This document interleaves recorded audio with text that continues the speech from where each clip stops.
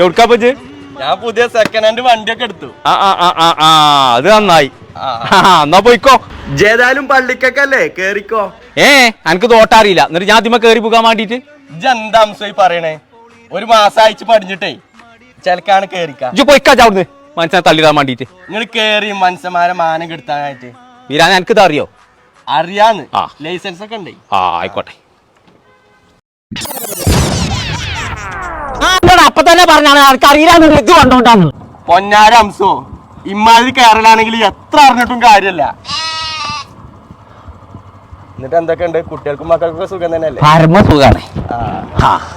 അന്നോട് പറയാനോ, ആ സുലൈഖാന്റെ മകളുണ്ടല്ലോ, മിഞ്ഞാന്ന് ഓളെ പെരിയിലാക്ക മറ്റേ ചെങ്ങായി കേറി അറിഞ്ഞില്ലേ? അത് സത്യാണ്.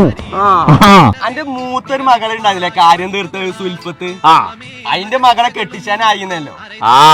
അതിനിപ്പോ കജ്ജ് കൊടുക്കാനിപ്പോ എന്തായാലും വാപ്പ വരണമെന്നാണല്ലോ നമ്മളെ നിയമത്തില്. എന്താ ഇപ്പൊ കണ്ടിക്കണ്? അതിന്റെ കൂട്ടൊന്നും പറയാക്ക നല്ലത്. അത് കൊറേ പറയാണ്ട്. വാ,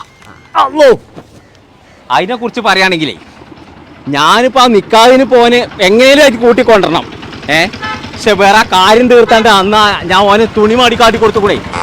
അതിപ്പോ എന്താ ഇപ്പൊ കാട്ടാന്ന് ആലോചിച്ചുകൊണ്ട് നിൽക്കുകയാണ്. അതിനിപ്പോ എന്താ ഒരു ഭജ്യം ചെയ്യലും ആലോചിച്ചുകൊണ്ട് ഒരു പുറത്തല്ല. അത് അന്നത്തെ ആ ബേജാറിൽ ഞാൻ ഇടാൻ മറന്നുപോയി. അച്ഛടാ, വേറെ എന്തെങ്കിലും നമുക്ക് ഒരു ഭജ്യം ചെയ്യലും ആക്കായിരുന്നു. ഇനിയിപ്പൊ നിക്കായിനിപ്പോ എന്താ എന്നല്ലേ മാനക്കേട്. ഞാനാണെങ്കിൽ നല്ലോ മാടിയും ചെയ്തു. അല്ല മുന്നേ പിന്നെ കാണിച്ചു കൊടുത്ത് എന്താന്നറിയോ? ഞാൻ ഒന്നിച്ചിങ്ങനെ മാടിക്കല്ലേ. അതില് എല്ലാം പട്ടക്കണം. നീ കാണാൻ ബാക്കിയൊന്നുമില്ല.